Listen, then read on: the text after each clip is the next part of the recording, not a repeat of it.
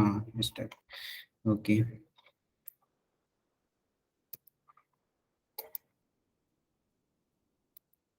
Screen दिख रहा है ना? दिख रहा है सर। ओके,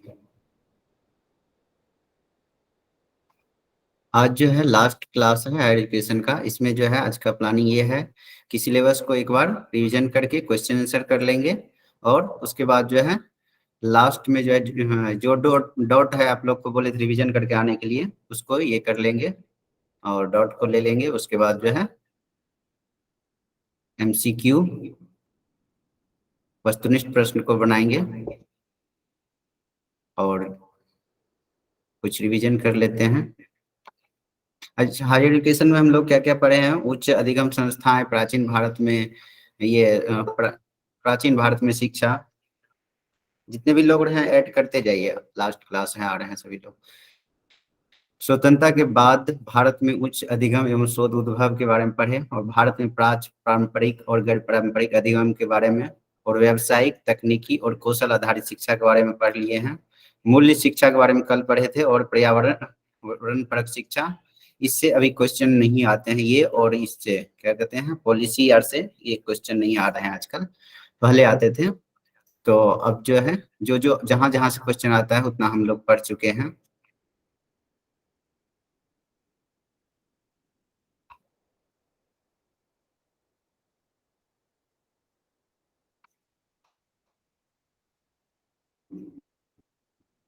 ऋग्वेद में जो है ये करे, ऋग्वेद में प्राचीन काल में जो है शिक्षा का माध्यम क्या थी?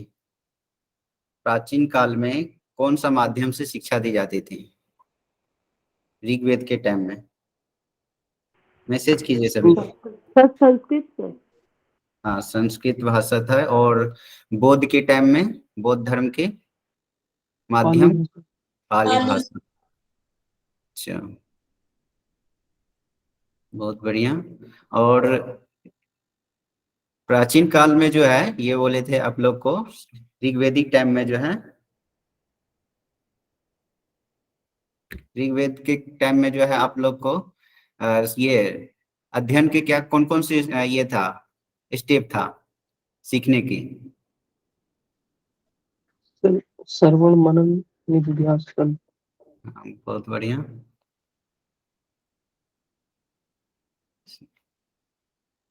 और इसके बाद जो है ये हो गया। तो आप लोग को बोले थे मेगना कार्टा किसे कहा जाता है?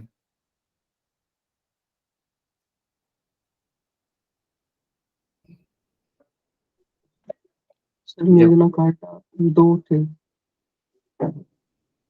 एक स्वतंत्रता के बाद एक ये पहले थे।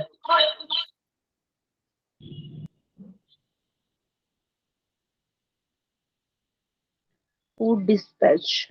वो डिस्पैच आया था जब सबसे पहले जो है, जब अंग्रेज जो है ये मैकाले शिक्षा पद्धति जब लागू हुई थी इंडिया में, तो उस टाइम में जो है एक वुड डिस्पैच एक पत्र बनाया था, घोषणा, वुड का घोषणा पत्र जिसे कहते हैं, जिसे भारत में अंग्रेजी शिक्षा का मेग्ना कार्टा भी कहा जाता है। जैसे कि ऐसा पत्र जो कि सभी को मानना ही पड़ेगा, उस पर जो भी लिखा हुआ था, एक तरह से संवैधानिक पत्र बोलते हैं उसको।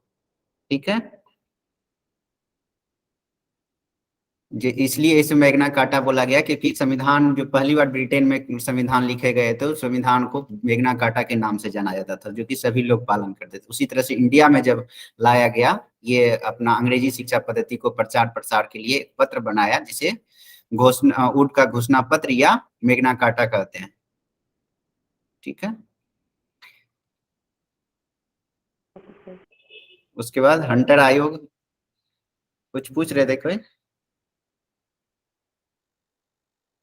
हंटर आयोग आया था 1882-83 माने गए हैं इसका ईस्वी। ये जो है भारत का गवर्नर जनरल लॉर्ड रिपन ने भारतीय शिक्षा के विषय में कमीशन गठित किया, जिसे भारतीय शिक्षा आयोग कहा गया है। विलियम हंटर की अध्यक्षता में आयोग का गठन होने के कारण इसका नाम हंटर कमीशन पड़ा है। इसे पढ़ लीजिएगा, बहुत अच्छा से दिया हुआ है इसमें पीडीएफ में। उसके बाद आया था 1902 ईस्वी में भारतीय विश्वविद्यालय आयोग, Indian universities commission, Lord Curzon के टाइम में। ठीक है, इस कमीशन का गठन हुआ था के निर्देश, लॉर्ड कर्जन के निर्देश पर उच्च शिक्षा के महत्व को समझते हुए थॉमस रेले की अध्यक्षता में 27 जनवरी 1902 को भारतीय विश्वविद्यालय आयोग की नियुक्ति की गई थी। इसके अभिलेख इसमें जो है दिया हुआ है कि इसके अभिलेख में विश्वविद्यालय की स्थितियों की जांच करना, उन पर विचार और तथा कार्य में सुधार करना, विश्वविद्यालय द्वारा संबंध संस्थानों की कड़ी निगरानी, शोध, साथ ही छात्र कल्याण और राज्य छात्रवृत्ति के लिए सिफारिश की थी। हालांकि सिफारिशें इस समय विवादित रहा था ये आयोग। उसके बाद उसी के बाद जो आयोग विवादित हुआ तो उसके बाद एक एक्ट बना जिसे कहते हैं भारतीय विश्वविद्यालय अधिनियम एक्ट, इंडियन यूनिवर्सिटी एक्ट 1904 ईस्वी में, 1904 ईस्वी में जो है ये एक्ट आया था, इंडियन यूनिवर्सिटी एक्ट। विश्वविद्यालय को अध्ययन तथा शोध पर ज्यादा ध्यान केंद्रित करना चाहिए, ये सब चीजें इसमें दिया हुआ था एक्ट में। फिर उसके बाद जो है 1906 ईस्वी में, 1906 ईस्वी में जो है नेशनल एजुकेशन काउंसिल, इसकी स्थापना हुई थी। यह स्वदेशी औद्योगिक आंदोलन के हिस्से के रूप में विज्ञान, साइंस एंड टेक्नोलॉजी, प्रौद्योगिकी को बढ़ावा देने के लिए 1906 ईस्वी में बंगाल में सतीश चंद्र मुखर्जी और अन्य राष्ट्रवादियों द्वारा स्थापित किया गया था, जो बाद में जादवपुर विश्वविद्यालय के रूप में विकसित हुआ था। फिर 1906 के बाद जो है एक गोखले बिल आया। उसी के बाद ये गोखले बिल में था संपूर्ण देश में प्राथमिक शिक्षा निःशुल्क और अनिवार्य किया जाए और इसका प्रबंध सरकार द्वारा किया जाए। शिक्षा नीति पर सरकारी प्रस्ताव पारित हुआ था कब? 1913 ईस्वी में। सरकार ने प्रत्येक प्रांत में विश्वविद्यालय की स्थापना तथा विश्वविद्यालयों में शिक्षण कार्य को प्रोत्साहित करने का भी निर्णय लिया 1913 ईस्वी में। सेटलर आयोग 1917 ईस्वी में, सेटलर आयोग के बारे में पढ़ लीजिएगा, इसमें जो है दिया हुआ है। 1917 ईस्वी में सरकार ने कलकत्ता विश्वविद्यालय की स्थिति और संभावनाओं के बारे में जांच के लिए सेटलर आयोग को गठित किया गया था। किस लिए? कलकत्ता विश्वविद्यालय जो थे उस टाइम में 3 विश्वविद्यालय था फेमस। कौन कौन पहला बना था? कौन कौन? कलकत्ता, मुंबई और मद्रास। तो उसमें कलकत्ता विश्वविद्यालय की स्थिति और संभावनाओं के जांच के लिए जो है सेटलर आयोग की गठित किया गया था। आयोग ने अनुमान लगाया कि यदि विश्वविद्यालय शिक्षा में सुधार करना है तो इसके लिए पहले माध्यमिक शिक्षा के स्तर में सुधार लाना होगा, मतलब 10 तक का शिक्षा में उसमें करा है, इसमें उच्चतर माध्यमिक और डिग्री कॉलेज की पृथकीकरण की सिफारिश की गई थी। 10+2 को अलग और डिग्री कॉलेज मतलब कि कॉलेज को जो है जो ग्रेजुएशन करते हैं जहां, उस कॉलेज को अलग करने के लिए कहा गया। विद्यार्थियों को उच्चतर माध्यमिक शिक्षा के पश्चात त्रिवर्षीय पाठ्यक्रम के लिए विश्वविद्यालय में दाखिला लेना चाहिए। यह निम्न प्रकार से किया जाना चाहिए। विश्वविद्यालय स्तर के लिए विद्यार्थियों को तैयार करके डायरेक्ट विश्वविद्यालय में एडमिशन नहीं होना चाहिए, उसके लिए तैयार करना है। फिर उच्चतर माध्यमिक शिक्षा के पश्चात स्नातक की उपाधि के लिए त्रिवर्षीय शिक्षा की व्यवस्था होनी चाहिए। 3 साल जो है ग्रेजुएशन की व्यवस्था होनी चाहिए। ये सब दिया हुआ है, पॉइंट पढ़ लीजिएगा। शांति निकेतन की स्थापना, उसके जो है संस्थापक कौन है, कहाँ है, ये सब इसमें दिया हुआ है। और विश्व भारती विश्वविद्यालय या भारत के केंद्रीय विश्वविद्यालय में से एक है। फिर एक है वर्ष 1925 ईस्वी में इंटर, ये पूछता है, ये पॉइंट, इस पॉइंट को भी याद रखिएगा। वर्ष 1925 ईस्वी में जो है इंटर यूनिवर्सिटी बोर्ड की स्थापना की गई, जिसका नाम बाद में परिवर्तित होकर के भारतीय विश्वविद्यालय संघ, एसोसिएशन ऑफ इंडियन यूनिवर्सिटी हो गया, जो अभी भी कार्यरत है। इसका क्या काम है? इसका काम है इस संस्था के अंतर्गत सभी विश्वविद्यालयों के बीच शैक्षिक, जितना भी देश में यूनिवर्सिटी है उसके बीच शैक्षिक, एजुकेशन और सांस्कृतिक और संबंधित क्षेत्रों के बारे में सूचना का आदान प्रदान करना। अब भी काफी महत्वपूर्ण योगदान दे रहे हैं ये।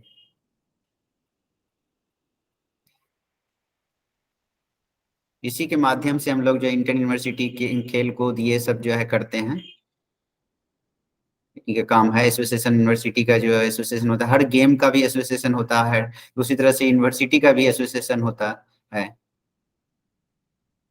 हर्टग समिति उसके बाद आया था 1929 में। हर्टग 1929 ईस्वी में हर्टग कमेटी शिक्षण संस्थानों की संख्या में अंधाधुंध वृद्धि के कारण शिक्षा के स्तर में गिरावट आने लगी उस टाइम में। तो शिक्षा में हुई विकास के संदर्भ में रिपोर्ट देने के लिए वर्ष 1929 में सर फिलिप हर्टग की अध्यक्षता में एक समिति की नियुक्ति की गई। इस समिति की प्रमुख सिफारिशें निम्नलिखित है, इसको देख लीजिएगा, 3 गो है मेन। समिति के प्राथमिक शिक्षा की महत्ता पर बल दिया, लेकिन अनिवार्य या शीघ्र प्रसार को अनुचित बताया। प्राथमिक शिक्षा को केवल समर्पित विद्यार्थी को ही उच्चतर माध्यमिक को बोलते हैं इंटरमीडिएट एवं उच्च शिक्षा के विद्यालय में प्रवेश लेना चाहिए, जबकि समान स्तर के विद्यार्थियों को 8वीं कक्षा के पश्चात व्यावसायिक पाठ्यक्रमों में दाखिला लेना चाहिए। ये सब ध्यान देख लीजिएगा। विश्वविद्यालय शिक्षा में सुधार के लिए विश्वविद्यालय में प्रवेश संबंधित नियम अत्यंत कड़े होने चाहिए। हर कोई का एडमिशन नहीं होना चाहिए, उसका एक सिस्टम होना चाहिए। इसलिए इस समिति का जो है सिफारिशें थी। किसका? हर्टग समिति का। फिर उसके बाद वर्धा शिक्षा योजना आया 1937 में, 1937 ईस्वी में। इसका भी कुछ योजना देख लीजिएगा, सिफारिशें हैं। इसका कुछ प्रावधान है, देख लीजिएगा। शिक्षा की सार्जेंट योजना 1944 ईस्वी 1944 में, वर्ष 1944 ईस्वी में। वर्ष 1944 में केंद्रीय शिक्षा मंत्रणा मंडल central advisory board of education ने शिक्षा की एक राष्ट्रीय योजना तैयार की, जिसे सार्जेंट योजना के नाम से जाना जाता है। ठीक है। इसमें जो है 3 से 6 वर्ष के आयु समूह के बच्चों के लिए पूर्व प्राथमिक, प्री प्राइमरी या प्रारंभिक एलिमेंट्री शिक्षा की व्यवस्था की। तकनीकी, टेक्निकल और वाणिज्य, कॉमर्स एवं कला, आर्ट्स विषय सब्जेक्ट का जो है शिक्षा की व्यवस्था होनी चाहिए। ये सब दिया है कि 20 वर्ष में वयस्क को साक्षर बना दिया जाए, एजुकेट कर देना चाहिए 20 वर्ष तक में। अब उसके बाद हम लोग पढ़े थे हायर एजुकेशन आफ्टर इंडिपेंडेंस। स्वतंत्रता के पश्चात उच्च शिक्षा में पहला क्या हुआ, कौन सा आयोग आया था? राधा कृष्णन आयोग 1948 ईस्वी। इसका 48 से 49 ईस्वी माना गया है। और इस आयोग के अध्यक्ष कौन थे? डॉक्टर सर्वपल्ली राधाकृष्णन थे। राधाकृष्ण आयोग, या जिसे हम विश्वविद्यालय शिक्षा आयोग, यूनिवर्सिटी एजुकेशन कमीशन भी कहते हैं। नवंबर 1948 में राधाकृष्ण आयोग के गठन देश में विश्वविद्यालय शिक्षा से संबंध में रिपोर्ट देने हेतु किया गया। स्वतंत्र भारत में विश्वविद्यालय शिक्षा के क्षेत्र में इस आयोग की रिपोर्ट का अत्यंत महत्व है। क्या क्या महत्व है ये दे रही है इसमें। इस आयोग ने निम्न सिफारिश की थी। एक कमेटी बना था एजुकेशन के पर, जिसका क्या सिफारिश था? विश्वविद्यालय पूर्व प्री यूनिवर्सिटी 12 वर्ष का अध्ययन होना चाहिए। और उसके बाद बोल रहा है अगला पॉइंट जो है, उस शिक्षा के मुख्य 3 उद्देश्य होने चाहिए: सामान्य शिक्षा, सरकारी शिक्षा और व्यावसायिक शिक्षा। ये सारा चीज हम लोग पढ़ चुके हैं। और इसी में बोला गया था शांति निकेतन और जामिया मिलिया के तर्ज पर ग्रामीण विश्वविद्यालय की स्थापना की जानी चाहिए। उसी के तर्ज पर जो है ग्रामीण विश्वविद्यालय की स्थापना की जानी चाहिए।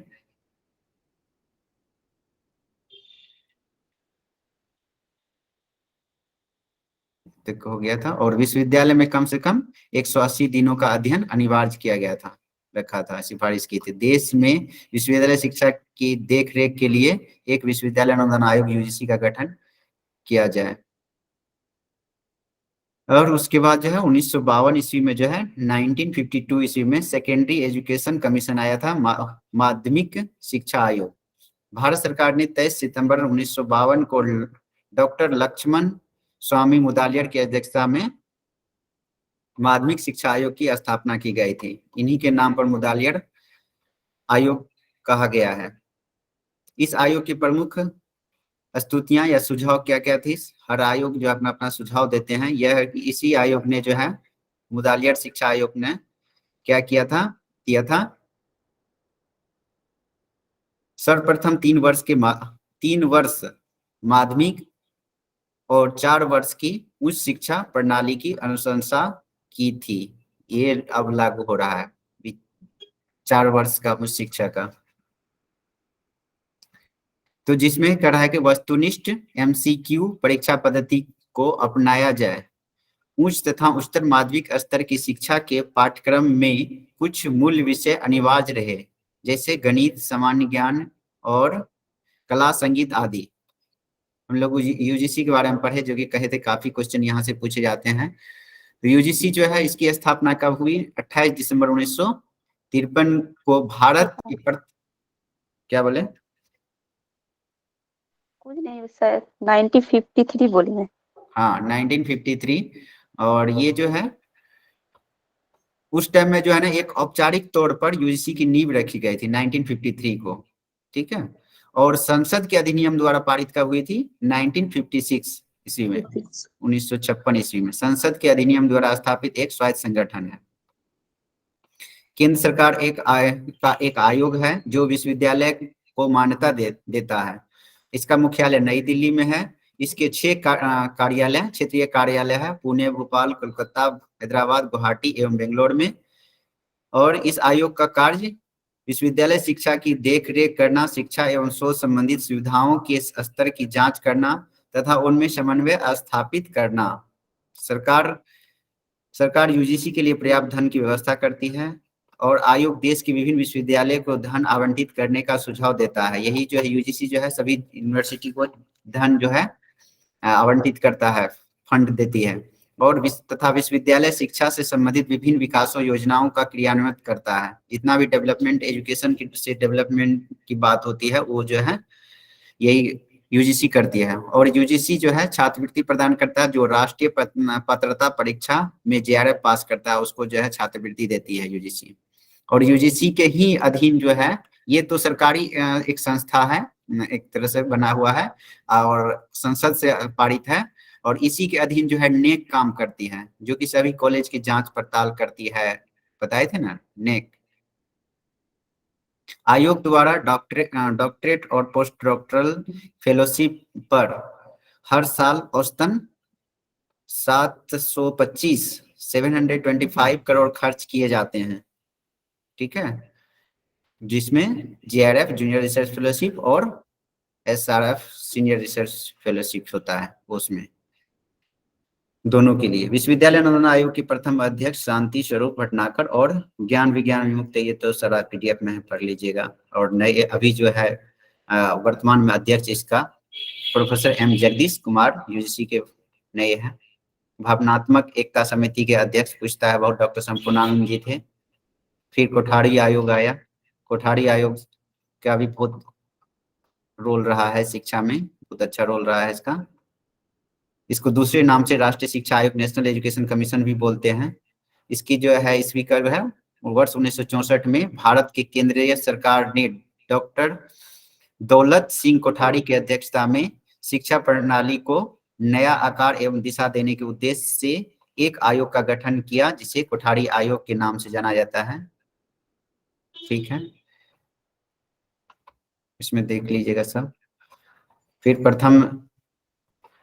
प्रथम राष्ट्रीय शिक्षा नीति, इस टाइम में जो सरकार थी, इंदिरा सरकार, श्रीमती इंदिरा सरकार थी, तो उस टाइम में जो वर्ष 1968 ईस्वी में 1968 ईस्वी को जो है भारत के प्रथम राष्ट्रीय शिक्षा नीति घोषित की गई थी। यह पूर्ण रूप से कोठारी आयोग के प्रतिवेदन रिपोर्ट पर आधारित थे। कोठारी आयोग जो है उसमें जो है इसमें शिक्षा प्रणाली का रूपांतरण कर 10+2+3 पद्धति का विकास। अभी कौन सा पद्धति चालू हो? ये न्यू एजुकेशन पॉलिसी में है, कल बताए थे आप लोग को, मैसेज कीजिए तो।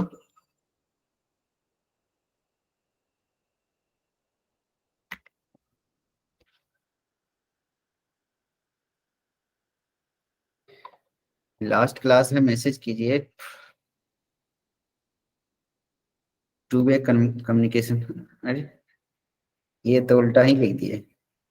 मैसेज 5+3+3+4 बोले थे, अब ये जो है न्यू एजुकेशन पॉलिसी में। सर थोड़ा याद नहीं है। हाँ हाँ, सही है, पूजा जी किए हैं। ये नेक्स्ट जो है शिक्षा के अवसरों की समानता, ठीक है कोई बात नहीं है, एक बार और देख लीजिएगा, 2 बार 3 बार तो याद हो जाएगा उसको। ऐसे ही शिक्षा के अवसरों की समानता का प्रयास अब लेकिन कंटिन्यू है, हायर एजुकेशन क्लास में आपको बहुत सारा चीज याद होगा पॉइंट सब। शिक्षा के अवसरों की समानता का प्रयास और विज्ञान व तकनीकी शिक्षा पर बल तथा नैतिक व सामाजिक मूल्यों के विकास पर जोर दिया। फर्स्ट शिक्षा फर्स्ट राष्ट्रीय शिक्षा नीति में। उसके बाद समवर्ती सूची में जो है शिक्षा को जोड़ा गया, कब? 1976 में, 1976 ईस्वी में। फिर राष्ट्रीय शिक्षा नीति 1986, 1986, इससे ज्यादा क्वेश्चन पूछा जाता है तो इसको भी एक बार रिवीजन कर लीजिए। तो यह नीति इसके आधार, उस टाइम में राजीव गांधी सरकार थी, और यह नीति इसके आधार पर पूरे राष्ट्र के शैक्षिक गतिविधियों, वह नीति जिसके आधार पर पूरे राष्ट्र की शैक्षिक गतिविधियों का संचालन व निर्माण होता है, राष्ट्रीय शिक्षा नीति कहलाती है। वर्ष 1986 में ईस्वी की राष्ट्रीय शिक्षा नीति में भी काफी हद तक कोठारी आयोग के प्रयोजन एवं अनुशंसाओं का ध्यान में रखा गया। राष्ट्रीय शिक्षा प्रणाली, नेशनल एजुकेशन सिस्टम में संविधान की मूल धारणा एक स्तर तक बिना किसी भेदभाव के सभी को समान शिक्षा उपलब्ध होनी चाहिए। कहा संविधान की मूल धारणा में जो है इसको जोड़ने की बात कही, और कहा है कि एक स्तर तक सभी को बिना भेदभाव के, लिंग और जाति सब के भेदभाव किए बिना जो है सभी को समान शिक्षा की बात की गई है। इसमें समान शिक्षा उपलब्ध होनी चाहिए। 1986 ईस्वी की राष्ट्रीय शिक्षा नीति को आने वाले समय का महाधिकार पत्र, मैग्ना कार्टा माना गया था। शिक्षा की सार्वभौमिक पहुंच, यूनिवर्सल एक्सेस टू एजुकेशन भी कहा जा सकता है इसे, और इसको समानता के लिए शिक्षा, एजुकेशन फॉर इक्वलिटी की अवधारणा भी कह सकते हैं, और सांस्कृतिक परिप्रेक्ष्य और मूल्यों पर आधारित शिक्षा पर बल दिए थे, और शिक्षा में आधुनिकीकरण और आईटी की भूमिका पर ध्यान केंद्रित किए थे। उसके बाद शिक्षा प्रशासन का विकेंद्रीकरण किया जाए, और राष्ट्रीय स्तर पर भारतीय शिक्षा सेवा, और इसी 1986 ईस्वी के दूसरी शिक्षा नीति जो थी, ये राष्ट्रीय शिक्षा नीति 1986, इसी में जो है बात की गई है कि मतलब शिक्षा के एडमिनिस्ट्रेशन, जो एजुकेशन एडमिनिस्ट्रेशन को जो है डिसेंट्रलाइज किया जाए। राष्ट्रीय स्तर पर भारतीय शिक्षा सेवा, और प्रांतीय स्तर पर, स्टेट स्तर पर जो है प्रांतीय शिक्षा सेवा, स्टेट एजुकेशन सर्विस जो है होना चाहिए, और जिला स्तर पर जिला शिक्षा परिषद की गठन की घोषणा की गई, और प्रत्येक जिले में एक नवोदय विद्यालय को स्थापित किया जाना, जो कि बाकी विद्यालयों के लिए आदर्श विद्यालय होगा। और उच्च शिक्षा को सुलभ कराने के लिए मुक्त या खुले विश्वविद्यालयों, ओपन यूनिवर्सिटी की स्थापना करना, ज्यादा से ज्यादा ओपन यूनिवर्सिटी की स्थापना हो। 1986 राष्ट्रीय शिक्षा नीति 1986 के में है ये सब चीज इंक्लूड, ये सब पॉइंट। भारत तकनीकी शिक्षा परिषद, AICT जो है, इसको जो है कड़ा कानूनी अधिकार प्रदान करना, इसको AICT का वो मिल गया था 1987 में जो है इसको कानूनी रूप से, जैसे UGC को जो है संसद के द्वारा पारित कर दिया था, उसी तरह से इसको भी मान्यता मिल गया। ये जो है इसके अंतर्गत, जैसे UGC के अंतर्गत कौन काम करते हैं? नेक। इसी तरह से इसके अंतर्गत जो है AICT के नीचे जो है काम कौन करते हैं? NBA, national board of accreditation, जो तकनीकी जितना भी IT, NIT इस सब को जो है जांच पड़ताल करते हैं।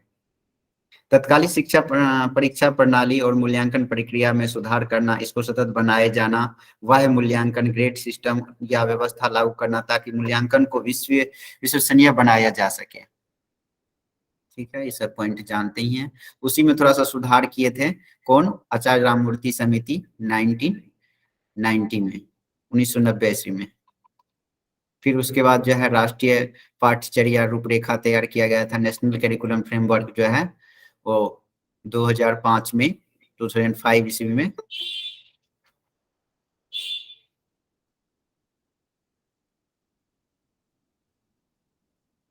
फिर उसके बाद हम लोग पढ़े थे राष्ट्रीय ज्ञान आयोग, नेशनल नॉलेज कमीशन जो है 2005 में ही इसका गठन हुआ था। इसका गठन 13 जून 2005 को भारत के तत्काल प्रधानमंत्री मनमोहन सिंह द्वारा किया गया था। अध्यक्ष कौन थे? सिम पित्रोदा बताए थे। राष्ट्रीय ज्ञान आयोग में 7 विशेषज्ञ सदस्य थे। यह एक थिंक टैंक पीएम को विभिन्न मुद्दों जैसे शिक्षा, विज्ञान, तकनीकी और स्वास्थ्य, कृषि, बौद्धिक संपदा, शोध संस्थान उत्तरदायित्व पर सुझाव दिया था। पीएम को सुझाव देने के, एडवाइस देने के लिए, या बोल सकते सजेस्ट करने के लिए, जो एजुकेशन के लिए ये कमिटी बना था, कमीशन। इसका उद्देश्य था भारत को विश्व शिक्षा में श्रेष्ठ बनाना और मतलब कि वर्ल्ड लेवल पर अपना श्रेष्ठ बनाना, और छात्रों को गुणात्मक शिक्षा प्रदान करना, और नागरिक को ज्ञानवान बनाना एवं उत्साहपूर्ण समाज बनाना। फिर लेकिन इसको जो है निष्क्रिय कर दिया गया जुलाई 2014 को, 2014 में निष्क्रिय कर दिया गया था। इसमें लक्ष्य रखा गया था 1500 विश्वविद्यालय खोलने की और 50 जो है केंद्रीय विश्वविद्यालय खोलने की।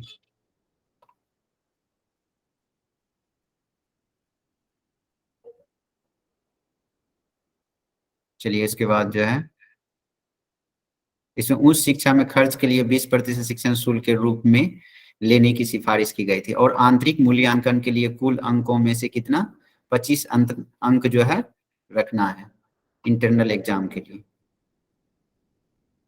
और उसके बाद बताए थे कि यूजीसी की, ये आप लोग याद कर लीजिएगा, सारा चीज इसमें दिया हुआ है। जितना भी ये है यूजीसी, एआईसीटी, उसका विनियमनकारी निकाय बोर्ड बोलते हैं उसका, जितना भी बोर्ड है वो सब, और स्थापना वर्ष, फिर मुख्यालय, ऑफिस कहाँ है ये, फिर इसके अध्यक्ष, इसको छोड़ दीजिए, इसको याद नहीं कीजिएगा, सब चेंज हो गया है। कार्य क्षेत्र सब जान लीजिए, इसको पढ़ लीजिए एक बार। इसमें मेन जो है आपको यूजीसी, एआईसीटी, एनसीटीई, उसके बाद एमसीआई, बीसीआई,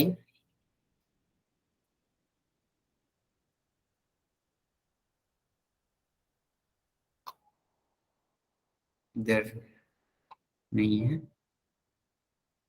चलिए इधर आ जाइए। उसके बाद भारत में अनुसंधान परिषद, जो भी रिसर्च इंस्टीट्यूट है उसका जो है ये दिया हुआ है। इसमें भी मेन है आपका भारतीय इतिहास अनुसंधान परिषद, ये देख लीजिए, ये दिया है ICSSR, इसका स्थापना वर्ष भी देख लीजिएगा। उसके बाद जो है भारतीय दर्शन अनुसंधान परिषद, नहीं आता इससे, ये ज्यादा आता है CSIR। उसके बाद NCRI, राष्ट्रीय ग्रामीण संस्थान परिषद।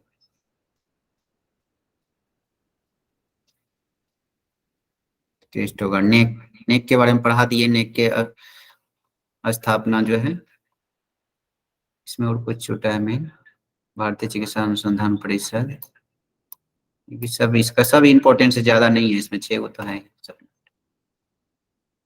नेक जो है बता ही दिए, राष्ट्रीय मूल्यांकन एवं प्रत्याशन परिषद एक संस्थान है जिसका काम क्या है, इसका मुख्य कार्य है विश्वविद्यालय, महाविद्यालय, विश्वविद्यालय को जांच कर ग्रेडिंग देना।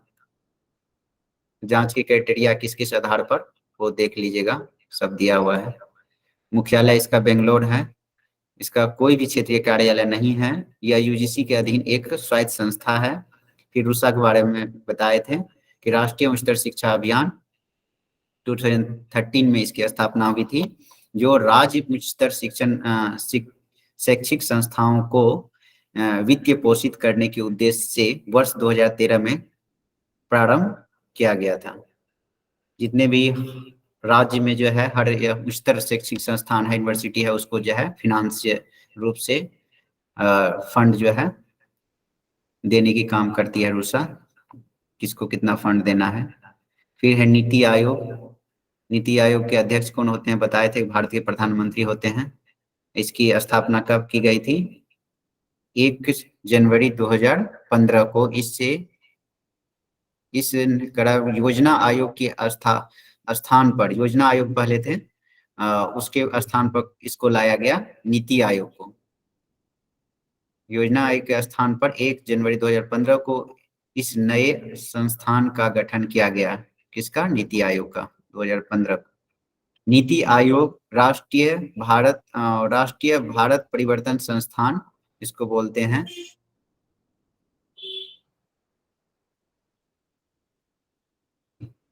यह एक चिंतन कोष है, इसे थिंक टैंक बोलते हैं। यह न तो संवैधानिक निकाय है, न ही सांविधिक निकाय है। नीति आयोग का वर्णन न तो संविधान में किया गया है और न ही इसकी स्थापना संसद के अधिनियम के द्वारा की गई है। ठीक है, इसलिए इसको ऐसे लिखा गया है संविधान। इस टाइप का रहेगा क्वेश्चन में, इसी टाइप का वर्ड यूज करेगा, तो उसमें घबराना नहीं है। नीति आयोग जो है का वर्णन न तो संविधान में किया गया है, इसलिए लिखा गया है न तो संवैधानिक निकाय है और न ही सांविधिक निकाय है। सांविधिक मतलब कि न ही इसकी स्थापना संसद के अधिनियम के द्वारा की गई है। ठीक है, भारत के प्रधानमंत्री अध्यक्ष होते हैं और समान विचारधारा वाले राष्ट्रीय और अंतर्राष्ट्रीय थिंक टैंक और शैक्षिक एवं नीति अनुसंधान संस्थानों के बीच भागीदारी को परामर्श एवं प्रोत्साहन देते हैं। जितने भी इंस्टीट्यूट हायर एजुकेशन का उसमें जो है ये सलाह और परामर्श दोनों देते हैं, प्रोत्साहन उसको आगे बढ़ाने के काम करते हैं, प्रोग्रेस पर रिपोर्ट देते हैं। प्रोत्साहन मतलब कि बढ़ावा देते हैं रिपोर्ट में। एनटीए के बारे में तो सब लोग जानते ही हैं, देख लीजिएगा। फिर एनसीईआरटी ये पढ़ लीजिएगा। देख यूनिवर्सिटी में कौन कौन चीज क्या क्या चीज होता है, कितने प्रकार की यूनिवर्सिटी है। 4 प्रकार का है, central university, state university, deemed university और प्राइवेट यूनिवर्सिटी। मानित यूनिवर्सिटी भी एक होता है, डीम्ड यूनिवर्सिटी को ही मानित यूनिवर्सिटी है। एक मेटा यूनिवर्सिटी होता है, मेटा यूनिवर्सिटी दिल्ली यूनिवर्सिटी को मेटा यूनिवर्सिटी माना जाता है। उसमें जो है ना विशेष एजुकेशन की व्यवस्था ये रहती है कि 2 कॉलेज या 2 यूनिवर्सिटी एक साथ मिलके कोई प्रोजेक्ट या कोई भी एजुकेशन पर काम करते हैं, विशेष रूप से ये फंड भी रहता है उसके लिए, उसको मेटा यूनिवर्सिटी बोलते हैं। तो इसमें यदि वैसा पूछेगा तो ये कर लीजिएगा। फिर इसमें डिग्री के बात किए थे, वित्तीय फाइनेंस कौन देता है? सेंट्रल यूनिवर्सिटी को सेंट्रल गवर्नमेंट देती है, स्टेट यूनिवर्सिटी सेंट्रल और स्टेट दोनों देती है। और ये इसका तो डीम्ड यूनिवर्सिटी के बारे में पता ही है। सारा ये पेज बहुत इंपॉर्टेंट है, अच्छा से पढ़ लीजिएगा, सब समझ में आ जाएगा। अच्छा, विश्वविद्यालय में बताए थे कि सबसे ऊंचे पद पर कौन होते हैं यूनिवर्सिटी में? मैसेज कीजिए तो। कुलगुरु।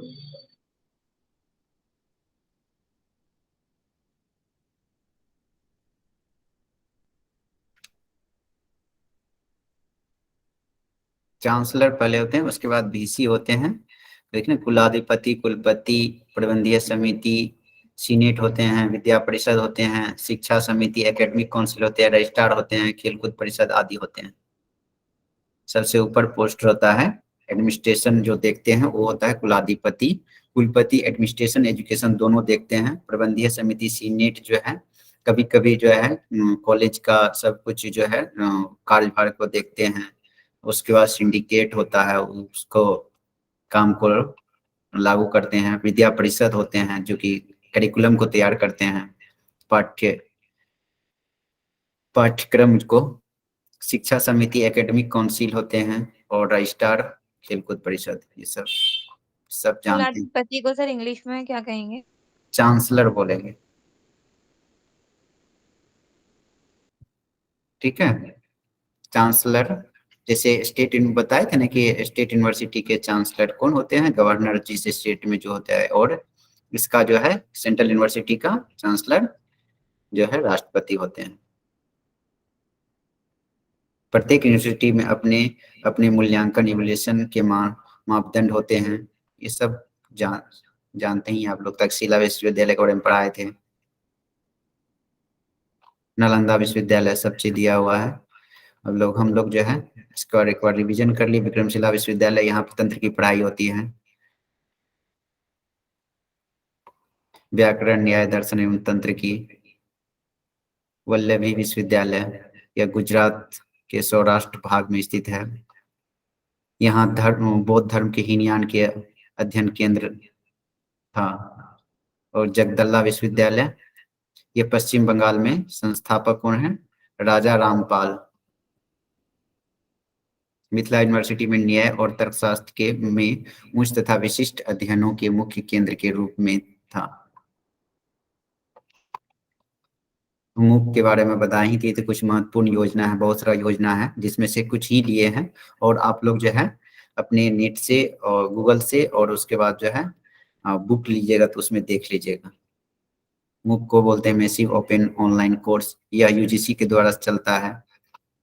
National skill NSQF, national skills qualifications framework, राष्ट्रीय कौशल योग्यता ढांचा, NSQF को बोलते हैं।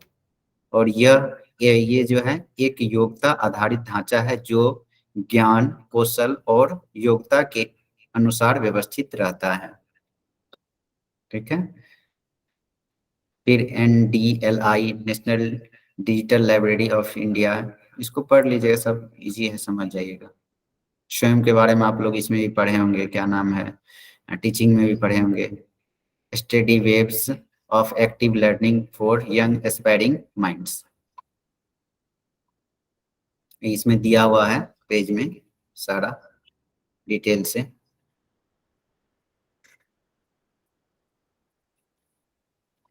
नैतिक शिक्षा के बारे में लोग जानते हैं कि वैल्यू बेस्ड, जिसमें ईमानदारी और स्वाभिमानी, भावनात्मक, मानवता, समता भाव, प्रेम, त्याग, ये सब चीज जो है इसी में आता है वैल्यू एजुकेशन में। विश्व बंधुत्व की भावना, मानवता, समता भाव, प्रेम, त्याग जैसे नैतिक गुणों के अभाव में विश्व शांति और अंतर्राष्ट्रीय सहयोग, मैत्री आदि की कल्याण भी नहीं की जा सकती है। तो लेकिन इस चीज को नैतिक शिक्षा रहेगा, ये वैल्यू एजुकेशन रहेगा, तो इस चीज सबको दूर करके और इस चीज की भावना रहेगा तो वहां पर प्रोग्रेस ज्यादा होगा जिस राष्ट्र में रहेगा। नैतिक शिक्षा के उद्देश्य एक व्यापक परिप्रेक्ष्य में शिक्षा के मौलिक प्रश्नों के साथ जुड़ा हुआ है। इसको पढ़िएगा, समझ जाइएगा जी है। फिर न्यू एजुकेशन पॉलिसी बताए थे, इसमें कोई डाउट है तो पूछ लीजिए। कल किन्हीं को डाउट था ना? सर एनटीए के बारे में थोड़ा सा डिस्क्राइब कीजिए। NTA जी आप नहीं आए थे, NTA तो यहाँ पे कुछ नहीं है। NTA एक नेशनल टेस्टिंग एजेंसी है, जैसे UPSC लेने का एग्जाम। सर मतलब इसमें मतलब क्वेश्चन किस टाइप से होगा ये, जैसे अच्छा हाँ, क्वेश्चन जो है ना, ये NTA ऐसे हम ऐड किए थे, जैसे कभी कभी फुल फॉर्म पूछ देगा NTA क्या है, तो वो उसमें जब आप जानिएगा तब ना लिखिएगा NTA नेशनल टेस्टिंग एजेंसी है। इसकी स्थापना कब हुई है, इस ईयर पूछ देगी, कब से कब NTA स्थापना हुई, तो 2017 में, 2017 ईस्वी में। ये कितने एग्जाम को आयोजित करती है, कंडक्ट करती है, तो 17 परीक्षा आयोजित करती है। NTA राष्ट्रीय परीक्षा एजेंसी जो है द्वारा 17 परीक्षा आयोजित करती है, जिसमें वो आ जाता है, नीट का भी एग्जाम आ जाता है, मेडिकल का भी, और उसके बाद ये इंजीनियरिंग का भी है, बहुत सारा और सर एग्जाम। जैसे कोई कोई एग्जाम को कंडक्ट ना करवा के, जैसे पहले होता था नीट और AIPMT, तो सर इस दोनों को कंक्लूड करके फिर अब एक ही सिस्टम, मतलब नीट का ही उन्होंने किया, तो फिर ये वाला सर ये कौन से प्रोसेस में जाएगा?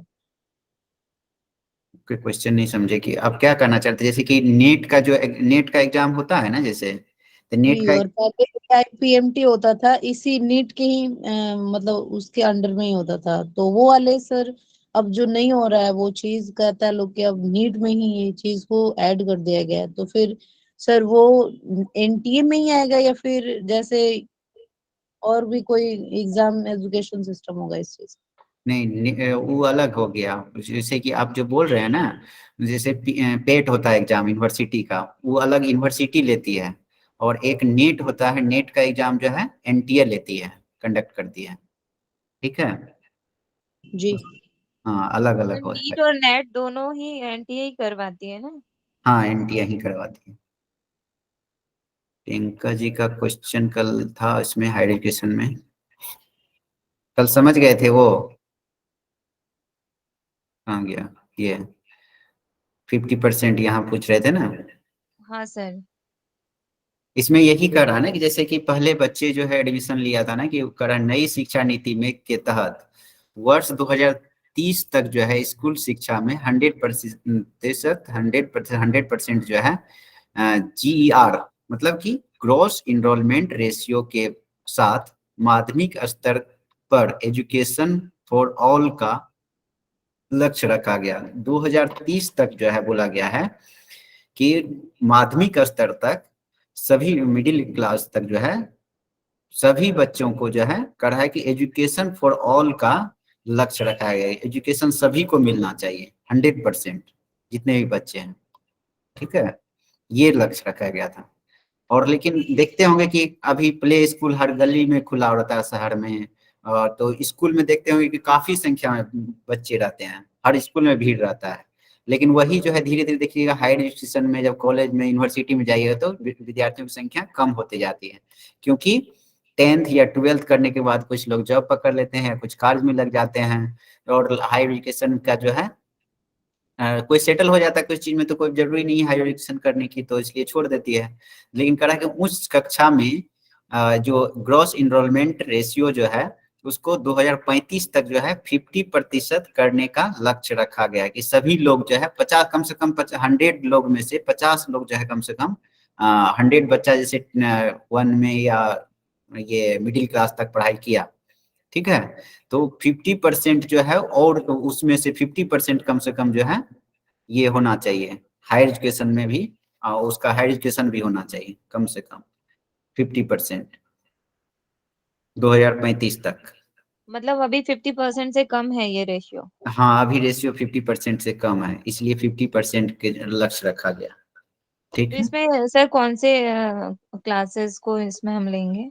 इसमें जो हायर उच्च कक्षा में, उच्च कक्षा मतलब कि कौन सा हो गया 12th के बाद, 12 के बाद वाला। हाँ ग्रेजुएशन हो गया, फिर पीएचडी ये सब, ग्रेजुएशन मास्टर डिग्री और पीएचडी, इस ठीक है ये समझ गए थे। फिर उच्च कर है कि उच्च शिक्षा में 3.5 करोड़ नई सीटें जोड़ी जाएगी, ठीक है, इसमें इतना सीट जोड़ी जाएगी हायर एजुकेशन में।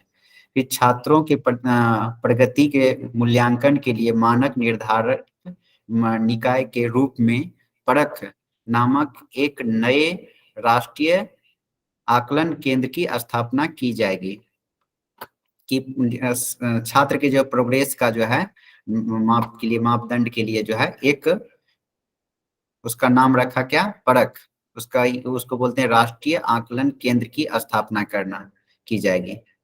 कि अब जो है न्यू एजुकेशन लागू हुआ तो अब न्यू एजुकेशन का जो प्रभाव पड़ रहा है कि नहीं, बच्चों में प्रोग्रेस हो रही है कि नहीं हो रही, अभी कोई देख रेख नहीं करता बच्चों का एजुकेशन कितना डेवलप हुआ है नहीं हुआ, लेकिन ये जो संस्था बनेगी तो बच्चों का देख ये करेंगे, एजुकेशन का जांच करेंगे कि एजुकेशन सही से इंस्टीट्यूट में मिल रहा है कि नहीं, ये सब छात्रों के प्रगति के मूल्यांकन प्रोग्रेस का। नई शिक्षा नीति के लक्ष्य 2030 तक 8 से 18 वर्ष आयु के वर्ग के प्रत्येक बच्चे को गुणवत्तापूर्ण शिक्षा को प्रदान करना। इसी में जो है 8 से 18 3 से 18 वर्ष तक में जो है गुणवत्तापूर्ण एजुकेशन प्राप्त कर लेगा, और उस जो है बच्चे जो 18 वर्ष तक एजुकेशन प्राप्त कर लिया तो वो कोई ना कोई टेक्निकल चीज सीख के अपना जीविका उपार्जन कर सकते हैं। यूजीसी, एआईसीटी और एनसीटीई को हटाकर higher education commission of India का निर्माण किया गया। ये सारा जो बोर्ड था पहले आयोग था इस सबको हटा के एक ही बनाया गया जिसका नाम रखा गया higher education commission of India का निर्माण किया गया, ठीक। और नई शिक्षा नीति 2020 लागू करने वाले प्रथम राज्य हिमाचल प्रदेश, सही है। चलिए अब इसमें कोई डाउट है नहीं ना? नहीं सर। चलिए क्वेश्चन आंसर कर ले कुछ।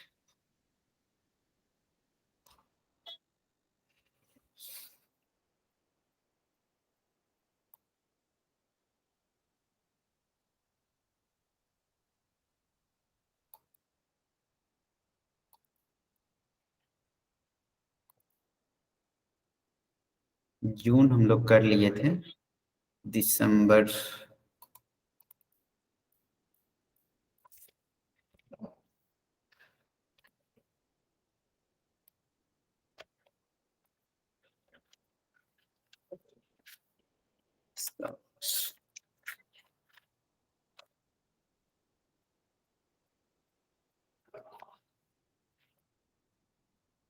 किस टाइप का क्वेश्चन किया जाता, पूछा जाता है, ये जून वाला में हम लोग कर लिए थे, और दिसंबर जून 19 का हो गया, 2019 कर लिए थे। दिसंबर देख रहे हैं, दिसंबर में सबसे पहले हम लोग देखेंगे फिलोसफी।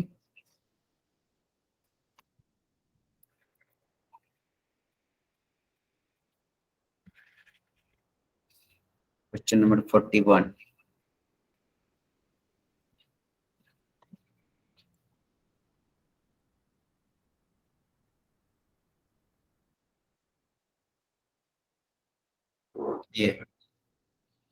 ये कहाँ से, इसी टाइम में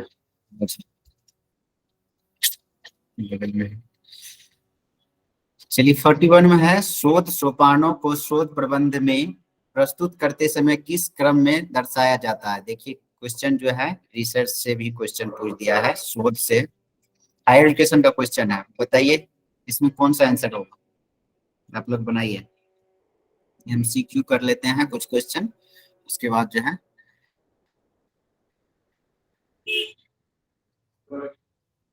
कंप्लीट कर लेंगे। और सर 3 और 4 सेम ही है सर। सेम ही है। हाँ, समस्या, साहित्य की समीक्षा, अवधारणा, आचार, परिचर्चा सेम ही है सर। तो आंसर 3 होना चाहिए, 3 या 4 जो। हाँ बहुत बढ़िया, 3 ही है। नेक्स्ट क्वेश्चन, इंग्लिश वाले भी है इसमें कुछ, तो इंग्लिश वाले पढ़ लीजिएगा, नहीं तो 42 का जो है असर्शन रीजन है, अभिकथन दिया हुआ है 42 का, कि ऑनलाइन शिक्षण के माध्यम से बहुत कुशल व्यक्तियों द्वारा बड़ी संख्या में छात्रों को पढ़ाया जा सकता है। कह रहा है कि ऑनलाइन शिक्षण के माध्यम से बहुत कुशल व्यक्ति को द्वारा और बड़ी संख्या में छात्रों को पढ़ाया जा सकता है। कह रहा ऑनलाइन के माध्यम से बहुत स्टूडेंट को पढ़ाया जा सकता है। ठीक है, विजन दे रहा है कि ऑनलाइन शिक्षण ऑफलाइन शिक्षण की तुलना में छात्रों में आलोचनात्मक सोच के विकास में मदद करता है। ये सही है। फर्स्ट बोल रहा है ए आर दोनों नो सर। ये है, और आर ए की सही व्याख्या नहीं है। सर ए आर आलोचनात्मक इंग्लिश में क्या होगा सर? आलोचनात्मक हो गया आपको इंग्लिश में, इसको बोलते हैं बोलते हैं, क्या दिया है इसमें देख लेते हैं। Online teaching help students in develop critical thinking more than the offline teaching can do. Critical दिया हुआ है।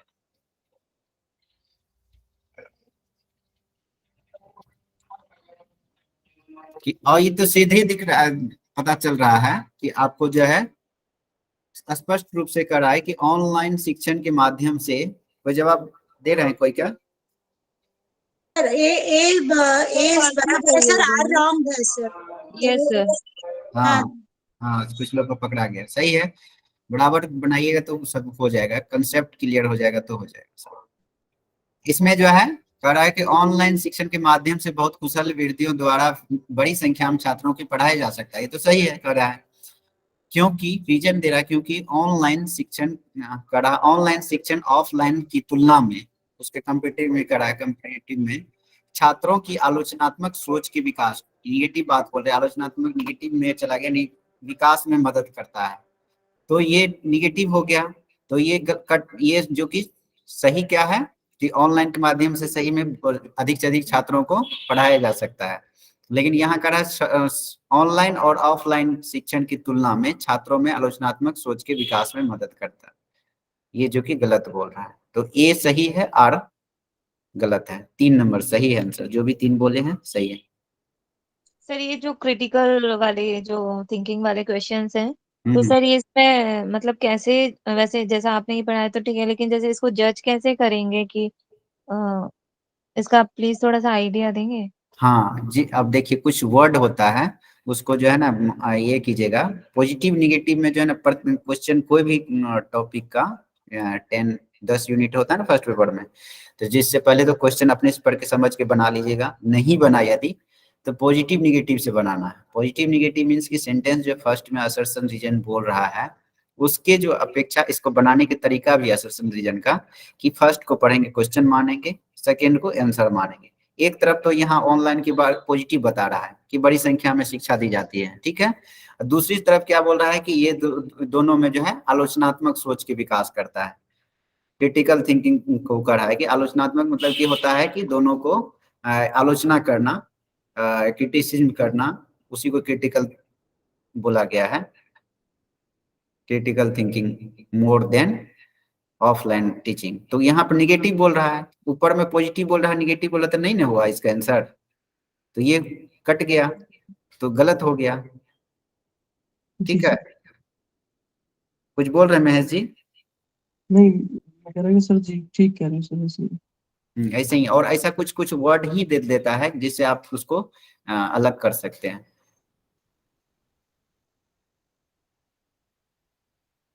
चलिए, असर्शन रीजन ज्यादा क्वेश्चन पूछते हैं, अब कभी अब इस बार तो कम पूछा था, चेंज होते रहता है।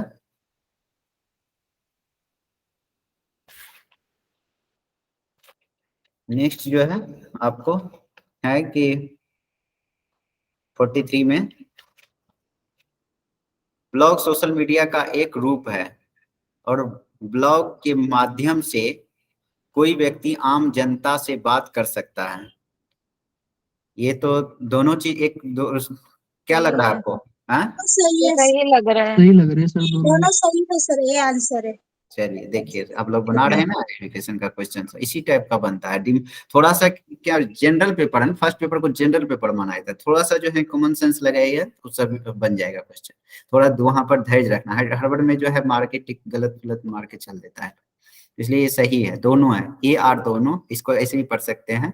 ब्लॉग सोशल मीडिया का एक रूप है क्योंकि ब्लॉग के माध्यम से कोई व्यक्ति आम जनता से बात कर सकता है। सोशल मीडिया की बात कर रही है तो सोशल मीडिया सभी से एक दूसरे से कनेक्ट होने के लिए ही बात कर रही है ना, इसलिए बोल रहा है कि दोनों सही है, इसलिए ए आर दोनों सही है और आर ए की सही व्याख्या है। सही है, आप लोग सही हैं, सभी लोग का आंसर।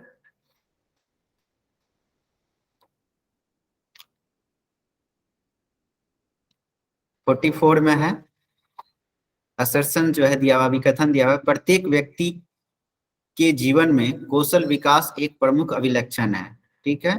रीजन दिया हुआ है, रोजगार प्राप्त करने की इच्छा वाले व्यक्ति को केवल अच्छी शिक्षा की आवश्यकता होती है, ठीक है। इसमें सर ए ए सही है, बड़ा शायद ए, बी मतलब नेगेटिव थोड़ा सा जा रहा है, मुझे ऐसा लग रहा सर ए सही है और आर गलत है, क्योंकि है। अच्छी शिक्षा के साथ रोजगार भी के लिए कौशल हाँ विकास की आवश्यकता होगी। हाँ बहुत बढ़िया, सही बात है, देखिए पकड़ रहे हैं, सही है आप लोग का, सभी लोग का जवाब। कह रहा है कि प्रत्येक व्यक्ति के जीवन में कौशल विकास के प्रमुख अभिलक्षण है, सही बात बोल रहा है, क्योंकि रोजगार प्राप्त करने की इच्छा वाले व्यक्ति को केवल लगा दिया है, यहाँ पर केवल शब्द जो है ना निगेटिव हो जाता है, ठीक है, तरफ जाता है। हाँ निगेटिव, यहीं पर जो है अच्छी शिक्षा की आवश्यकता होती है, केवल अच्छी शिक्षा प्राप्त कर लीजिएगा तो आपको कोई रोजगार मिल जाएगा, नहीं हो मिलेगा, तो इसलिए जो है ऐसे में अनएम्प्लॉयमेंट होती ही नहीं सर, वो अगर तो इसलिए ए सही है और आर गलत है, ठीक है। देख रहे हैं करंट से क्वेश्चन है, करंट पर उस टाइम में जो है कौशल विकास योजना आई थी तो वो जो है भारत सरकार की उसी से आधारित बनाया है, हायर एजुकेशन में क्वेश्चन को निर्माण करता है अपने तरीके से असर्शन रीजन में। देखते हैं स्टूडेंट किस का जो है सोच किस तरह का होगा, किस तरह का जवाब देते हैं, इसलिए इस पे जो है अपने से विचार रखिएगा, हो जाएगा। या नहीं तो इधर से भी जब ऐसे समझ में नहीं आए, असर्शन पढ़े नहीं समझ में आए, रीजन पढ़े नहीं समझ आए, फिर पहले तब क्या करेंगे, पहले रीजन को पढ़ लेंगे फिर असर्शन को पढ़ेंगे, ठीक है। तर्क को पढ़ेंगे, अभी कथन को पढ़ेंगे तो उससे भी हो जाएगा। रोजगार प्राप्त करने की इच्छा वाले व्यक्ति को केवल अच्छी शिक्षा की आवश्यकता होती है, इसलिए प्रत्येक व्यक्ति के जीवन में कौशल विकास एक प्रमुख अभिलक्षण है, यहाँ केवल की बात कर दिया, लेकिन कहा है कि यहाँ कौशल की बात, यहाँ अच्छी शिक्षा, यहाँ कौशल की बात की थी। ये वाला सही है, ये वाला गलत है, इसलिए ए सही है, आर गलत है इस टाइप का। सर कौशल विकास एक्चुअली आपको स्किल्ड बनाने के लिए किया जाता है, कि ना कि सिर्फ आपको एक जॉब जॉब प्रोवाइड करता है। आप पर्सनली भी आप खुद कुछ कर सकते हैं, तो इस चीज से भी समझ सकते हैं हम उसको। हाँ सही है। चलिए नेक्स्ट लास्ट क्वेश्चन है। भारत, पूरा सेशन रीजन ही पूछ दिया है इसमें, इस पेपर में, फिलोसफी में। भारत सरकार ने शिक्षा की गुणवत्ता सुनिश्चित करने के लिए उच्च शिक्षा के सांवैधिक निकायों की स्थापना की। करा भारत सरकार ने शिक्षा की गुणवत्ता सुनिश्चित करने के लिए हायर एजुकेशन में जो है सांवैधिक निकायों की स्थापना की। सही बात है। फिर बोल रहा है कि भारत में कुछ शैक्षणिक संस्थान ऐसे हैं जो गुणवत्तापूर्ण शिक्षा प्रदान नहीं करते हैं। सही बात है ये भी। सर ये बात है तो सही, लेकिन सही है। अगर हम नेगेटिव वे में इसको लेंगे तो आंसर फिर क्या करना चाहिए मतलब हमको, क्योंकि यहाँ दो कंडीशंस हो रही हैं। ऐसा सच में भी है कि कुछ शैक्षणिक संस्थान वाकई में गुणवत्तापूर्ण शिक्षा प्रदान नहीं करते हैं।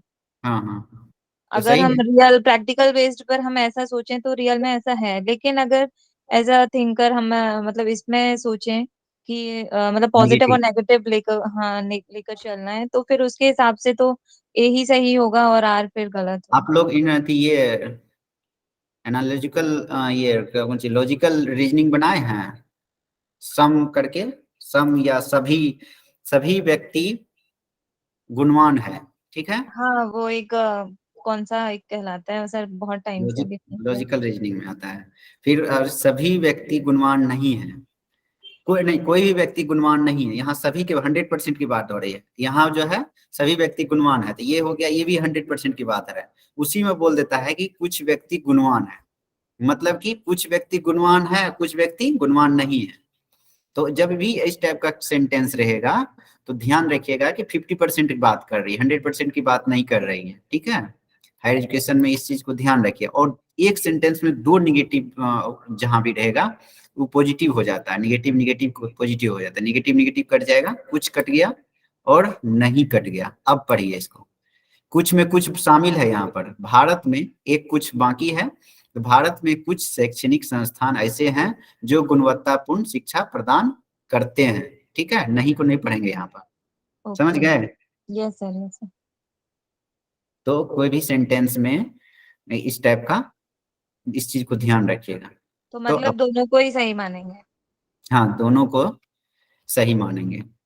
तो ये हो गया, इसका आंसर कौन सा हो जाएगा, ए आर दोनों सही है, और ए की सही व्याख्या सही आर बात है। है। ठीक है, सभी लोग समझ गए ना। जी सर। मैसेज भी सर कीजिए सर सर। सर समझा नहीं सर। ये तो नहीं, निगेटिव लेंगे तो बराबर है ना सर कि कुछ शिक्षा नहीं देते शिक्षा, तो फिर भी रॉन्ग भी हो जाएगा ना सर।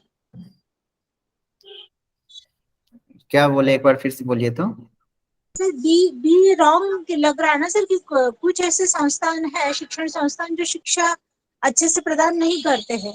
हाँ सही है, सभी तो शिक्षा फिर सभी हाँ इंस्टीट्यूट तो नहीं देती है ना। हाँ हाँ तो हाँ हाँ बराबर, दोनों गलत है, बराबर। इसीलिए, और यहाँ पर कुछ भी लगा हुआ है, भारत में कुछ शैक्षणिक संस्थान ऐसे हैं जो गुणवत्ता शिक्षा प्रदान करते हैं, ठीक है। चलिए नेक्स्ट, इस फिलोसफी कंप्लीट हो गया, साइकोलॉजी बना लेते हैं।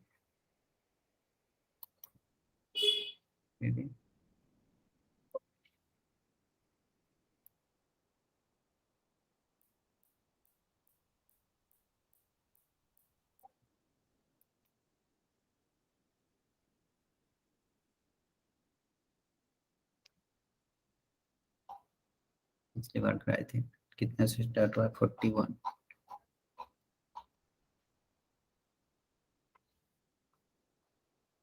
बनाइए इसको सभी लोग अपने से, ये पढ़ाए हैं सभी, तो नोट्स में नहीं है सब कुछ, लेकिन कुछ कुछ चीज जो है पढ़ाए हुए हैं, तो उस चीज को, इसको बनाइए पूरा। पुरातन काल में नालंदा विश्वविद्यालय में निम्नलिखित में से कौन सी प्रवेश विधि अभिभावी थी।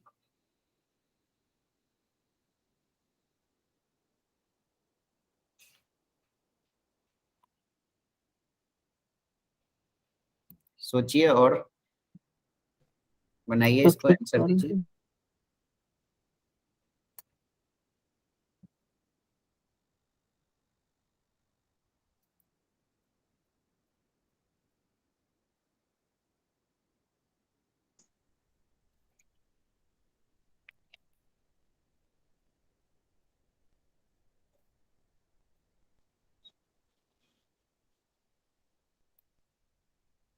सर थर्ड और फोर्थ को इंग्लिश में क्या कहेंगे?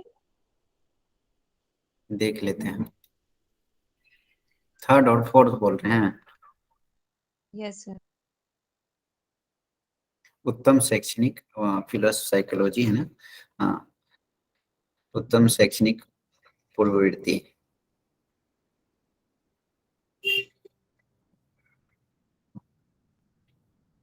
Which of the following mode of admission was prevalent in sir क्या?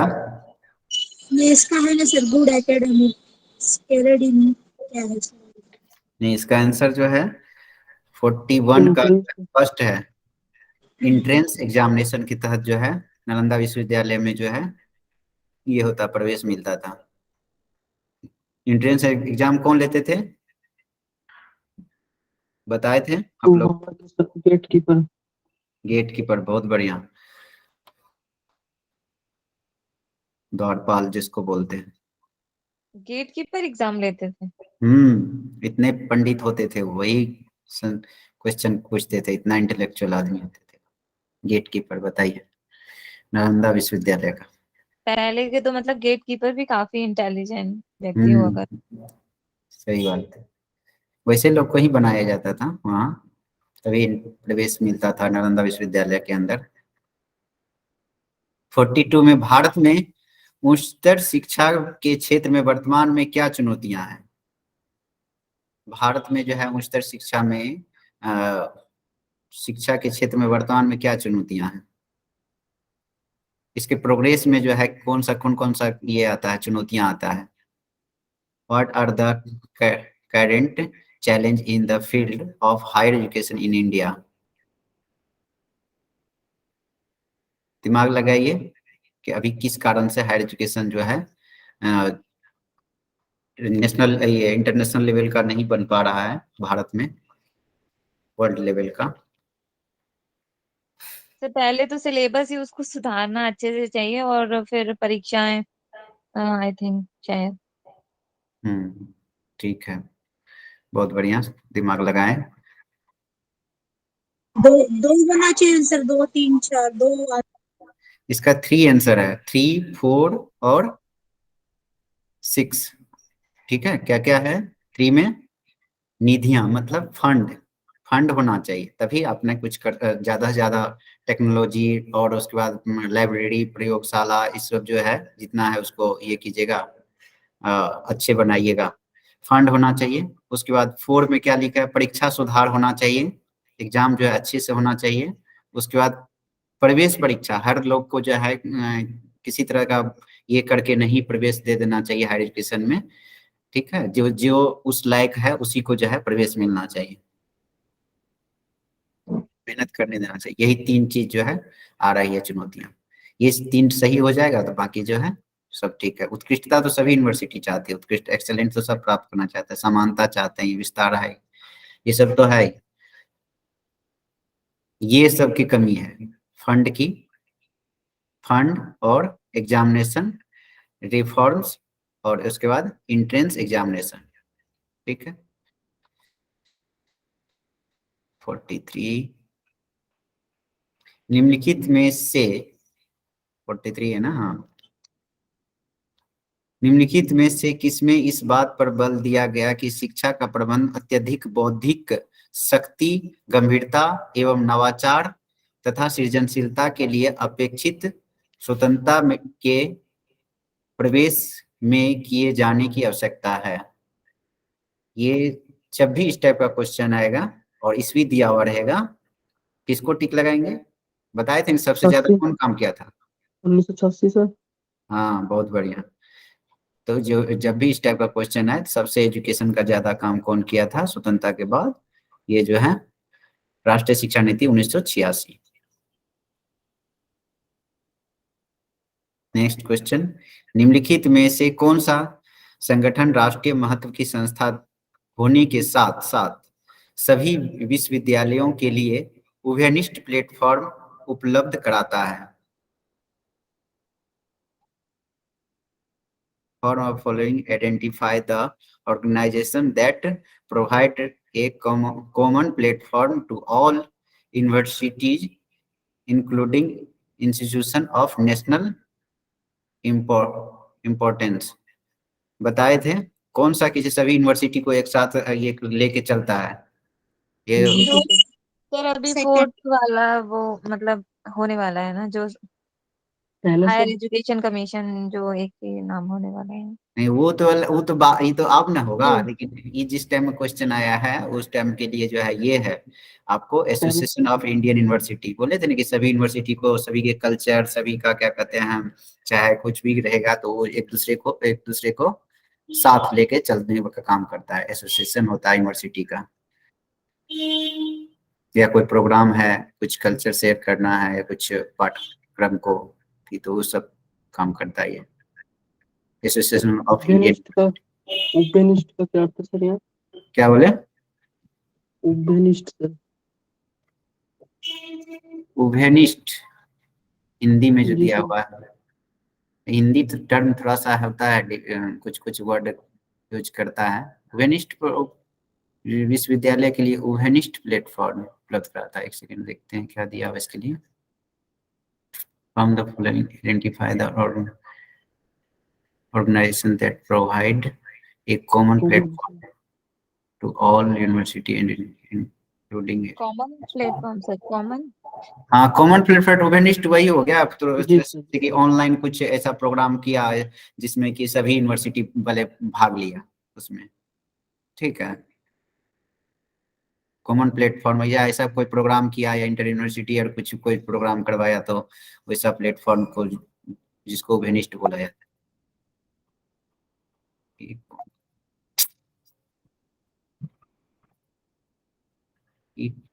कैसे आ गया?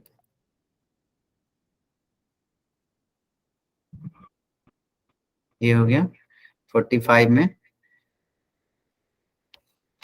लास्ट इस क्वेश्चन है, विश्व स्तरीय विश्वविद्यालय की स्थापना के लिए अपेक्षित है। आप यूनिवर्सिटी जो है नेशनल लेवल पर या इंटरनेशनल लेवल पर बनाना चाहते हैं, यूनिवर्सल लेवल पर, तो क्या उसमें क्राइटेरिया होना चाहिए? Creation of world class university required, क्या क्या होना चाहिए इसमें? देखिए, अपना दिमाग लगाइए, बन जाएगा।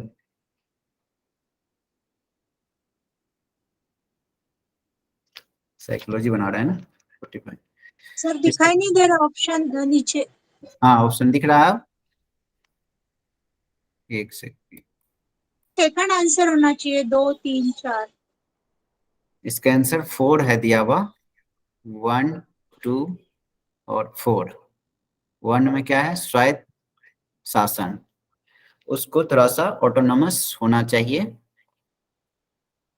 क्या दिया हुआ है? हाँ, ऑटोनॉमस गवर्नेंस होना चाहिए, थोड़ा फ्री होना चाहिए, अपने ये फंड सब कुछ होना चाहिए उसका, ऑटोनॉमस बॉडी होना चाहिए। फिर उसके बाद जो है दिया हुआ है दूसरा नंबर में संघ केंद्रित निधियन होना चाहिए। निधियन, संघ केंद्रित निधियन को क्या बोला है? Focus of focused funding, funding होना चाहिए अपना उसको। कोई भी विश्वविद्यालय जो विश्व स्तरीय बनना चाहिए उसके लिए फंड होना चाहिए, ऑटोनॉमस होना चाहिए, और मूल्यांकन तंत्र पर नियंत्रण ये नहीं होना चाहिए। मूल्यांकन तंत्र सब पर नियंत्रण करने से इंटरनेशनल नहीं बन सकता है, ठीक है। स्वतंत्र प्रतिफलन, ये स्वतंत्र प्रतिफलन ये होना चाहिए, स्वतंत्र होना चाहिए। और शासन तंत्र द्वारा स्टाफ की नियुक्ति, कोई भी जहाँ पर गवर्नमेंट है वही नियुक्ति करेंगे तो उससे भी विश्व स्तरीय नहीं बनेगा। वो तो जो अपना आदमी रहता है उसको, यही लोगों को लेंगे। हाँ, ये इस पर सर ध्यान दें। ऑटोनॉमस में क्या कैरेक्टरिस्टिक्स होते हैं, मतलब वो कि वो ऑटोनॉमस होता जैसे है? ऑटोनॉमस, जैसे कि बेंगलोर का जो है ना इंस्टीट्यूट है, वो उसको माना गया है। और ऑटोनोमस का ये क्राइटेरिया होती है कि वहाँ जो है ना ये सब जैसे कि वो खुद निर्णय ले सकते हैं, और उसके बाद जो है अपने अपने जैसे नेक जो है ऑटोनोमस है, यूजीसी के अंतर्गत जो नेक काम करती है। तो नेक क्या करती है, वो ऑटोनोमस बॉडी है। ऑटोनोमस बॉडी क्या करते हैं कि वो अपने अनुसार से सभी इंस्टीट्यूट का एजुकेशन को, उसके रिसर्च को, इस सब चीज को देखते हैं। उसी तरह से ये अपना जो ऑटोनोमस हुआ, गवर्नमेंट की कोई उस पर दबाव नहीं रहेगी, तो अपने से यूनिवर्सिटी को चाहे वो यूनिवर्सिटी और अच्छा करे, नेशनल इंटरनेशनल लेवल का बने, तो वो अपने से स्वयं जो है डिसीजन लेके अच्छा अच्छा निर्णय लेके एजुकेशन को बेहतर कर सकते हैं, प्रोग्रेस कर सकते हैं अपना। फंडिंग भी रहना चाहिए उसके पास। सर तो ये ऑटोनॉमस सिर्फ यूनिवर्सिटीज की बात कर रहे हैं या कॉलेजेस की भी? यूनिवर्सिटी की बात हो रही है। सर क्योंकि कुछ कॉलेजेस भी होते हैं ऑटोनॉमस, हाँ तो हाँ तो वो भी मतलब किसी के हाँ, जैसे यूनिवर्सिटी के अंदर नहीं होते हैं क्या? नहीं, कॉलेज जो है ना, तब उसको ये लेना पड़ेगा कहीं ना कहीं, किसी न किसी से ये लेना पड़ेगा, किसी यूनिवर्सिटी। कॉलेज तो सर यूनिवर्सिटी के अंडर होते हैं। हाँ, कॉलेज को तो किसी हाँ, लेकिन यूनिवर्सिटी। कुछ कॉलेजेस ऑटोनॉमस होते हैं ना, तो वो मतलब यही मैं जानना चाह रही हूँ कि मतलब क्या विशेषता के तौर पर हम कह सकते हैं कि वो ऑटोनॉमस है, क्योंकि हर कॉलेज तो अंडर यूनिवर्सिटी के ही काम करती है ना। हम्म।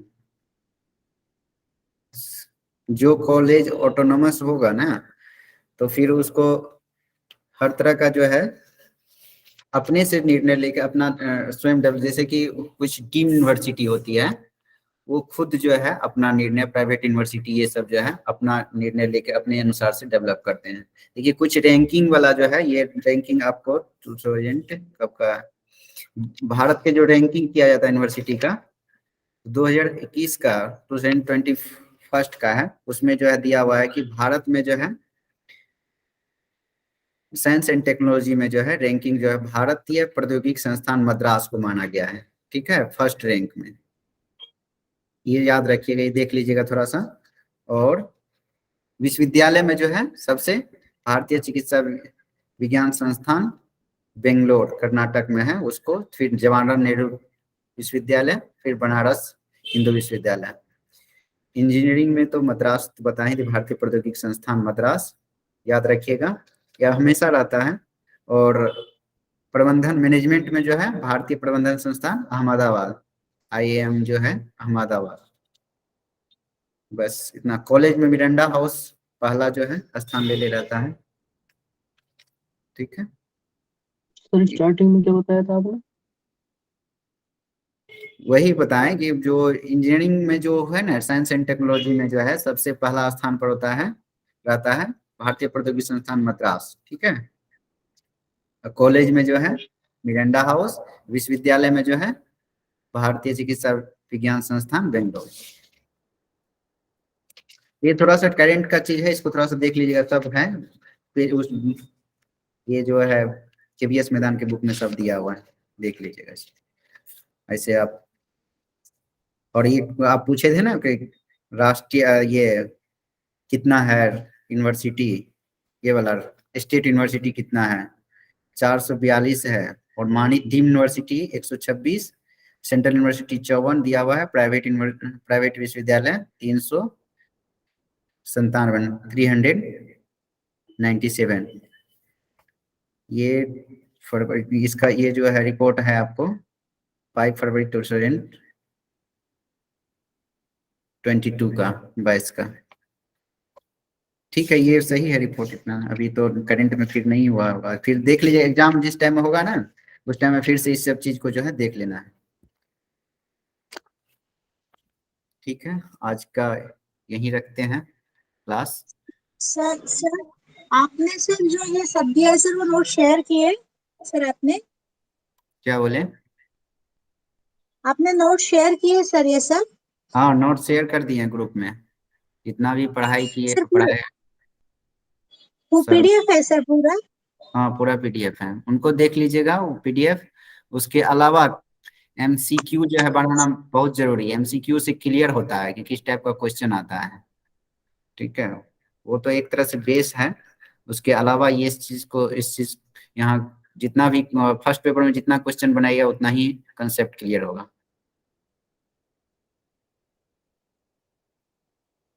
और जी कुछ सर, क्वेश्चन? धन्यवाद सर।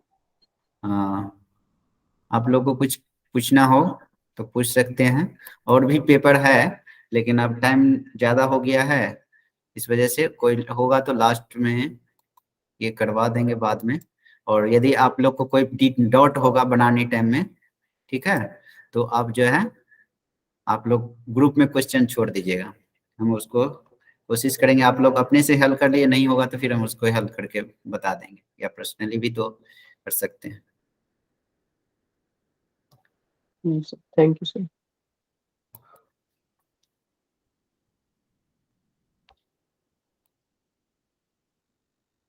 और फीडबैक दीजिए आप लोग का कैसा रहा, समझ गए सभी लोग कि नहीं? कुछ लोग को डाउट रहा तो फिर क्वेश्चन अपना बनाइएगा, उसमें जो भी ये रहेगा उसको सॉल्व कर देंगे, ठीक है।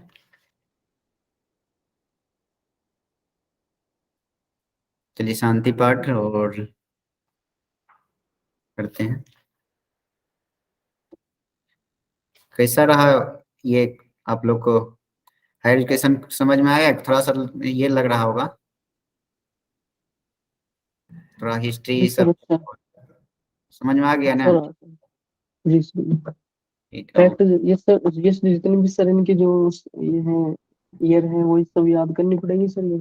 हाँ, बस उतना याद कर लीजिएगा, क्लियर हाँ तो सर, जी सर, बहुत अच्छा लगा सर क्लास में। Thank you sir. ठीक है। नॉर्मल जितना हो कॉमन ये लैंग्वेज में सब कुछ समझाने का प्रयास किया हमने, और कुछ रह गया तो आप लोग भी प्रयास कीजिए, क्योंकि हायर एजुकेशन में होता है कि दोनों तरफ से पढ़ाई किया जाता है, सिर्फ और टीचर ही नहीं, उसमें स्टूडेंट को भी मेहनत करना पड़ता है, ठीक है ना? ठीक है, आंखें बंद, लंबी गहरी सांस।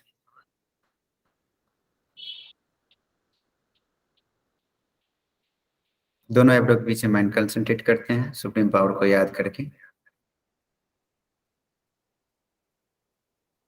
एक बार ओम का उच्चारण। ओ